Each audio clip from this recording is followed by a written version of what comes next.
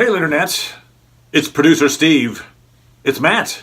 Dork Lords. We are here talking about the latest Last Jedi trailer. There have been a ton of them dropping lately. It's like, pop, pop, pop, pop, pop, pop, pop. It's like, maybe you're letting go a little too much of this movie, but I still watch them all anyway. Because I'm like, more information. By the way, don't forget to subscribe.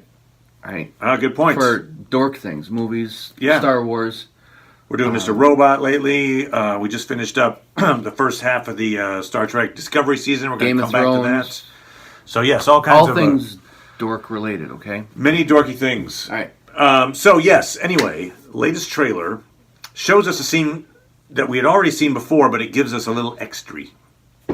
So it's the scene on Act 2. You've got Rey meditating, and Luke is kind of over her shoulder. I think it's part of it when we hear some of the stuff in previous trailers where he says, breathe. And, I think that's what this scene is. And so, it's like, what do you see? And Well, the way they cut it for marketing, that might not even be in the film. That's true. This could be a scene that is literally not in the movie. Really irritates me. Anyway. The Justice League just was a good example of that, too, where tons of stuff in the trailers was not actually in the movie. Or Rogue One, when she's met at the bridge with the TIE fighter, and that was not even in the film. Thor Ragnarok had a whole scene in the city that wasn't in. Okay, anyway, so this could not even be part of the movie. Good point. I'm sure it is. But I'm not sure. I would say likely, but maybe not sure. Maybe Luke's not even in it. Yeah, I don't think Luke's in this movie. I think they just chop him out. You'll see, like, a bird flying.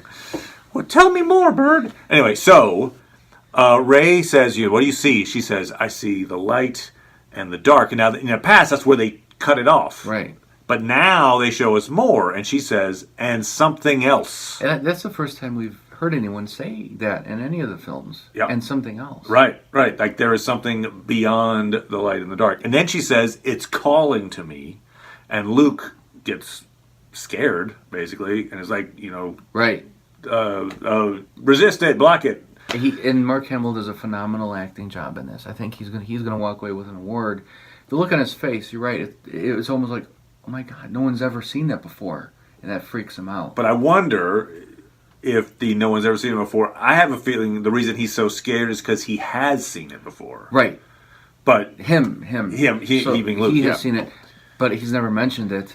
So now that she's seen it, especially at such a young age, freaks him out. Like, oh my God, she's seeing what I saw. This is not good. I think it's also. So I think that means that she's more powerful than he imagined.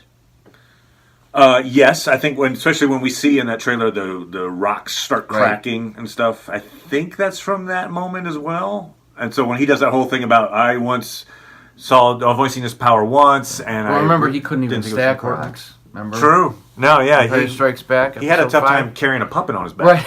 It was pretty bad. So what I think, here's what I think is, it's too big. I'll never be able to do it. This puppet, God. But so what have you been eating, Yoda? So here's what I think is happening, and maybe it's obvious. I don't know, but if it is, so be it. You can tell me in the comments. Duh.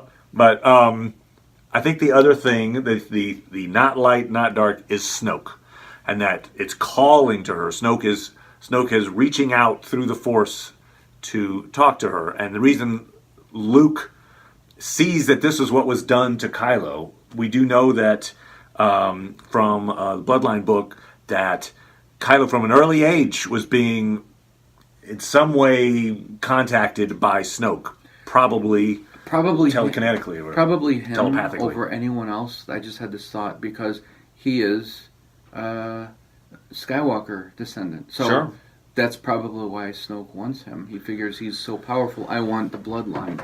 But so here's then if this is true, if let's say that third thing, the not light, not dark, the other thing that is Snoke, what that says to me is that Snoke has the ability to detect from a long distance away, obviously, unless he's hiding behind a rock. He's like, oh, don't pay attention, I'm a porg. He can detect the Force being used. He can perceive it. And then look for those who are strong in the Force. And then I think probably attempt to co-opt them attempt to bring them in, and I think he succeeded with Kylo. Like that attempt succeeded with Kylo, which is why Luke is afraid. And it sounds pretty scary, according to Luke Skywalker, because it's like once she says something else, if he freaks out right when she says that, he goes, "Fight it, fight it." Like maybe once you see these something else, it might be too late. Yeah, and so this also brings to the point that it's not like, oh, but I can't make it out. But I think once you see it, you're hooked, and Luke is trying to say, "Get out of there!" Right, right. Because I feel like what this means too is, which will be huge in some ways, because it would give Snoke and Luke a past. I think Snoke has reached out to Luke. Why wouldn't he? Right. If he reaches out to strong Force users like Kylo and Rey, who's the only other like really strong Force user you can think of, at least in this canon, is Luke. So if Luke has ever used his powers at some point, he's probably had to resist the call of Snoke. I bet Luke also witnessed this. Now that you mention it with Kylo. Yeah. And maybe Kylo failed the test. Failed it, and maybe he went to Luke and he said, "I'm sensing something else. I can't get it off my mind." He's like, "Fight it," and he couldn't, and he was weak, and he was brought over, just like his grandfather Vader. So maybe he's like, "I can't. I'm giving in. It's the way to go," and he just, loses. Yeah, no, I think you're right, and that's what Luke is afraid that he's going to lose Rey the same way. It's too tempting. Snoke's too overbearing, right? So Snoke, obviously, that's a very strong power if he's got it. But that is weird because the light and the dark and something else. Right. He would be. He doesn't have the yellow cast eyes, so he's not a Sith. Strictly dark, you would think. Yeah, I think he is a creature of the Force in some way that is not necessarily. I don't know. Maybe it's not him. I have a feeling it's not him. Okay. Maybe because that would be obvious. I don't know. If it's not him, what do you foresee then, or is it just too open-ended? I don't know yet. It's too open-ended. I'm not saying it's not him. It would be perfect if it was Snoke, but I just feel like it feels too perfect. Yes, I would almost like it to not be him because then it's too obvious. I would like it to be something completely like you didn't expect. Now remember the line that Han says to Kylo. He says, Snoke's using you for your power. When he gets what he wants, he'll crush you. Right. So I feel like what's happening is Snoke is, if this is Snoke, I'm still going with the this is Snoke idea, that I'm not giving them the credit you are. That they're like, no, they wouldn't be that obvious. I think they're being that obvious. But, I hope not, but that Snoke is drawing these people to him, and then I think he somehow siphons their abilities or siphons their Force power to keep him alive. Like he's been alive forever, and we know he's very, very old. And maybe that's how he stays alive, is he finds powerful Force wielders and then drains them of their power.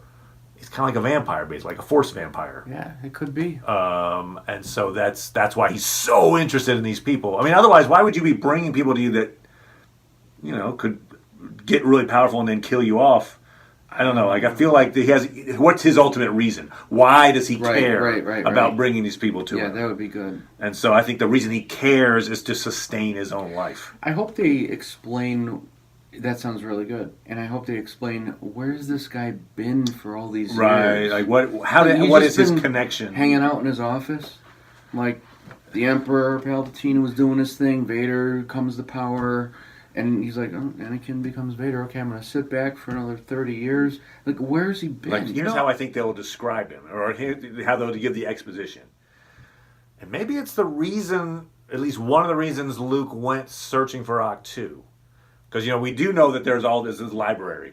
Like, we've seen the books. These are like some of the original Jedi Temple manuals. Now, I've been originally thinking it's like, oh, these are the precepts of the Jedi. But maybe there's also, like, the history, right? There'd be like an archive or something. Mm-hmm. Maybe that's where Luke goes to find information about Snoke. Maybe he felt Snoke reaching out to him. He's like, what the hell is this guy?